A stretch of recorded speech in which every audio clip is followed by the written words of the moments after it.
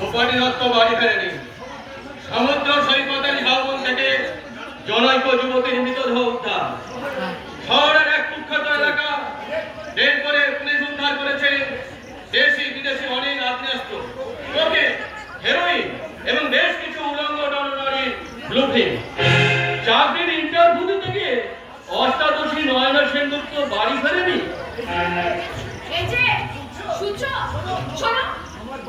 হ্যাঁ বোন, আমার পার্বতী বোন আমার বাড়ি স্কুল থেকে বাড়ি ফিরেছে। নিশ্চিন্ত অন্তত আজ আমার অষ্টাদশী বোন বিদিশা স্কুল থেকে বাড়ি ফিরেছে। কবি সুকান্তের একটা কবিতা লেখা আছে বিপজ্জনক 18, তাই 18 বছর ছেলে মেয়ের দিকে ওদের নজর বেশি।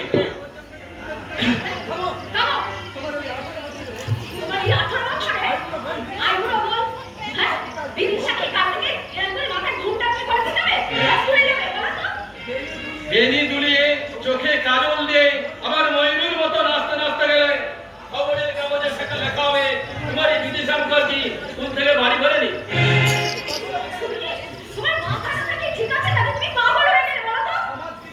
তুমি সমাজ বিজ্ঞানে এমএ পাস করেছো, তুমি সাংবাদিকের চাকরি করছো, তাছাড়া তুমি সমাজ শিক্ষার উপরে থিসিস লিখছো। না, আর থিসিস লিখছি না। কেন বন্ধ? কেন কি হবে লিখে? যে শিক্ষা সমাজ গড়ে সেই শিক্ষা ব্যবস্থাটা ক্রাইসিস হয়ে বসে আছে। না হলে রেজাল্ট আউট হবার আগে ওই স্কুল কলেজের খাতাগুলো মুদিখানা দোকানে টোঙা হয়ে যায় কি করে? আমি এসব কিচ্ছু শুনতে চাই না। শোনো, মাকে রেখে আজকে আমার ভাই আসছে, যদি পারো তুমি তোমার মাথাটাকে একটু আমার ভাইকে গিয়ে দেখে নিও, বুঝেছো? তার আগে তোমাকে ডাক্তার দেখে নেওয়া উচিত। পার্বতী নামের এবারের বড় বড়বতী স্বামীর প্রতি এত শ্রদ্ধা কেন? শ্রদ্ধা শ্রদ্ধা তোমার তোমার কি আসবে থেকে? কাজের জন্য তুমি অনেক সংবাদ সংগ্রহ করো, কিন্তু দিনের স্ত্রী নিজের স্ত্রী কি চায় না চায় তার সংবাদ কি তুমি একবার রেখেছো? বলো বলো, তুমি কি রেখেছো? বলো কেন?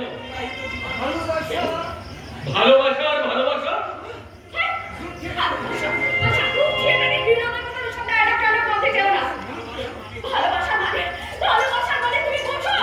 অভিনয় করে দেখতে হবে।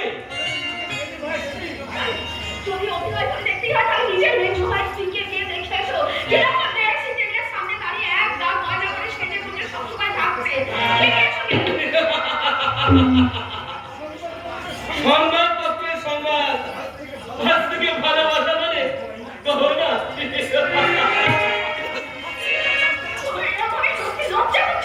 না না না, লোকাকে গহনা দিয়ে কেন তার বাবা গণপতি গোস্বামী আমার মেজ ভাই তপেন্দ্র দেয় নেই। তোমার ধারণাটা একবারে ভুল। আমার ধারণা কখনো ভুল হতে পারে না পার্বতী। আমার মা আমাকে ভুল শিক্ষা দেয়নি, তাই আমি আমার নির্ভুল শিক্ষা করে দিয়েছি ওই দুই ভাই আর বোনের জীবনে। সত্যকে জয় করবার জন্য আমার মেজ ভাইকে বলছি ব্যারিস্টার। আজকে এই মামলা রায় বেরিয়েছে, সত্যের উপরে ক্রিকেট করে আমার মক্কেলকে জিতিয়েছি দাদা। এ আমার নির্ভম জীবনের ফটো। এর কৃষককে দুর্নীতি মুক্ত করার জন্য আমার ছোট ভাই তপেন্দ্র পুলিশ অফিসার। আজ একটা দারুণ কাজ করেছি। কি কাজ করেছো ঠাকুরপো? বলো। পুড়িয়ে মারার অপরাধে বন্ধু সারিতে লোকালে ঢুকে গেছি। আমার বাড়িতে একটু বিশ্রাম নেব। না, আমার সময়ের বিশ্বাসের বিশ্রাম নেওয়ার সময় নেই। কি সব বলছো তুমি? সময়ের ছুটি নেই, কর্তব্যের রবিবার নেই।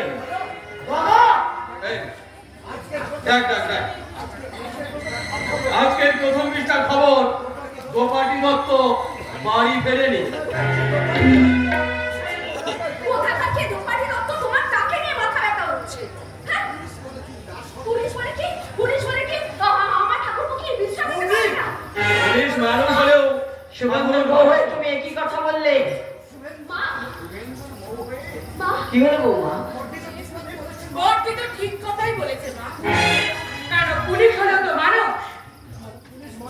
পুলিশ মানুষ হলেও সাধারণ মানুষ নয়। সাধারণ মানুষ যখন চিন্তা হয়ে ঘুমায় পুলিশ তখন জেগে থাকে অতন্ত্র প্রহরীর মতো। সুখ দুঃখের সানাতে সংসারী মানুষ যখন বিপদ হয়ে যায়, তখনই তারা জানায় আপন বিপদের কথা পুলিশের কাছে। তাহলে কি পুলিশ বলে কি তার ছুটি নেই? পুলিশকে ছুটি নিতে গেলে তার গা থেকে পোশাকটা খুলে ফেলতে হবে। নইলে পুলিশের পোশাক পরে কর্তব্যে ফাঁকি দিয়ে জনগণকে ধাপ্পা দিয়ে পুলিশ কাজের সময় বিশ্রাম নেবে, এটা আমি পছন্দ করি না। তুমিও শরৎবিন্দু, ব্যারিস্টার তুমি, আইন তোমার যুদ্ধের হাতিয়ার, তাই তোমার হাতিয়ার সবসময় উন্নত হয়ে থাকবে মিথ্যার বিরুদ্ধে, বেআইনের বিরুদ্ধে।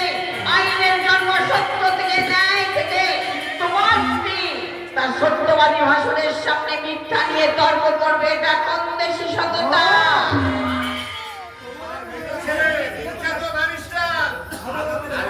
আদালতের মামলায় জিতে এসেছে ভারতী, কিন্তু নিজের ঘরের মামলায় জিততে পারবে কিনা এই বিষয়ে আমার যথেষ্ট সন্দেহ। বাবা কোনো সন্দেহ নেই, আসলে একটু লোক ভুল করেছে। কি আমি তুমি যে তোমার বাপের বাড়ি যাবে সে কথাটা বাবাকে মা বাবা কাকাকে আগে দিয়ে বলেনি। না মানে আমি না মানে ঠিক বৌদির বাপের বাড়ি নয়, বৌদির বাস্তবের জন্মদিন, তাই বৌদিকে নিয়ে নিমন্ত্রণ রক্ষা করতে যাবি, তাই না? কিন্তু দ্রৌপদী দত্ত যে বাড়ি ফেরেনি, সে সংবাদ কি তোর পর্বের নিমন্ত্রণ নয়? বলা বৌদির মাস্তত বোনের জন্মদিনের নিমন্ত্রণ ক্যান্সেল করে এক্ষুনি তোকে দ্রৌপদী দত্তের অনুষ্ঠানে বেরিয়ে যেতে হবে। জয় গুরু, জয় গুরু। শুধু অন্বেষণ করলেই হবে না বাবাজি, ওই দ্রৌপদীর অপহরণকারী সেই সমাজ বিরোধীদের অবিলম্বে গ্রেফতার করতে হবে। আসুন। এই না এসে পারলাম না বেআই মশাই, এই দুর্ঘটনা ঘটেছে আমারই এলাকায়, তাই তাড়াতাড়ি যাতে প্রতিকার হয় সেই ব্যবস্থাই করতে এলাম। ভালো করেছে। আমিও তো মানুষ বাবাজি, ওই যে আজকাল একটা গান খুব রেকর্ডে বাজছে, বোধহয় রবীন্দ্রসঙ্গীতই হবে, মানুষ মানুষের জন্য, জীবন জীবনের জন্য। বেয়ানটা পুরো এই দেশের কি করুণ অবস্থা হলো বলে দেখি, কোথাও এক বিন্দু সহানুভূতি নেই। এই যে থামো তো বাবা, তোমাকে সহানুভূতি দেখাতে হবে না। তার জন্য এ বাড়িতে কিছুগুলো লোকের অভাব নেই।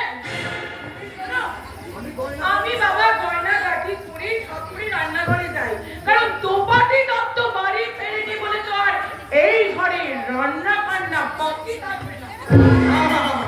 মাকে আমার গয়না পরলে কি সুন্দরী না মানায়। তা বড় মেয়ে, তুমি গয়না পরো না কেন? কে বললো আমি গয়না পরি না? আমি তো অনেক গয়না পরি। তবে সে গয়নাটা হচ্ছে ভালোবাসার গয়না, যেটা খালি চোখে দেখ। কি ভাবছিস তুই? ভাবছি শেষ পর্যন্ত কি তাহলে আমার বিশ্বাস বাড়ি ফিরবে না? যে সমাজ গড়ার স্বপ্নে আমি বিমর হয়ে আছি, সেই স্বপ্নকে নিহত হবে এই সংসারের লোভের চরিত্রে। আততাই এসেছে, আততাই। সংবাদপত্রের রিপোর্টার শুভেন্দু মুখার্জির বাড়িতে 3 বছর আগে আততাইয়ের অনুপ্রবেশ ঘটেছে। বাবা, আপনি কি দেখে পছন্দ করে এনেছিলেন আপনার এই বড় বৌমাকে? বলুন বলুন বাবা। বলতে পারবো না শুভেন্দু, আমি বলতে পারবো না। বাবা, আমি আমার অক্ষমতা স্বীকার করে বলছি, ঈশ্বরচন্দ্র বিদ্যাসাগরের এই প্রথম ভাগের প্রথম বর্ণ ক, আর তাতে যে একটা আকার দিলে সেটা আ হয়ে যায়, এটা আমার জানা ছিল না। হতো না। যদি গণপতি গোস্বামীর মেয়ের সঙ্গে তোমার মেজ ছেলের বিয়ে না হতো। জয় গুরু, জয় গুরু। আপনি কি বলছেন গানটা? একটা ভীষণ ভুল কথা বলেছি। কি আত্রা মায়ের করছিস? কেন মা বাবাকে ভুল করতে পারে না? হ্যাঁ পারে। ভুল কথাটা যখন আছে তখন মানুষ মাত্রই ভুল করতে পারে, কিন্তু আমি কোনো ভুল করিনি।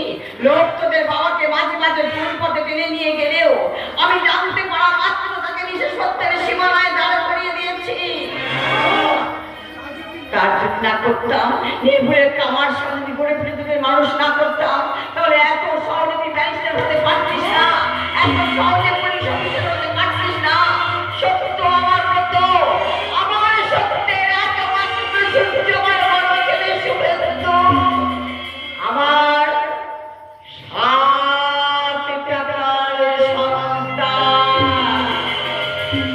7 টাকার সন্তান? এই কথাটার মানে কি? কে 7 টাকার সন্তান? ওই শুভেন্দু ওর মায়ের 7 টাকা দিয়ে কেনা সন্তান। শুভেন্দু মানে আপনার নিজের ছেলে নয়? না, ও আমাদের নিজেদেরই ছেলে। কি ওর মা দাইমার কাছ থেকে 7 টাকা দিয়ে কিনে নিয়েছিল। আশ্চর্য তো, আশ্চর্য তো। না বে মশাই, এতে আশ্চর্য হওয়ার কিছুই নেই। সেই শুভেন্দু জন্মানোর আগে আমার দুটো সন্তান নষ্ট হয়ে যায়।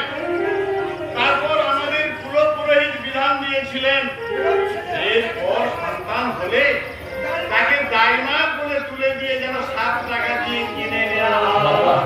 আর কি আশ্চর্য জানেন, কিছুদিনের মধ্যে এই শুভেন্দুর জন্ম হলো। আর সেই পুরোহিতের কথা মতো জন্মানোর পর ওকে দাইমার করে তুলে দিয়েছিলাম। ওর মা 7 টাকা দিয়ে দাইমার কাছ থেকে কিনে নিয়েছিল। তাই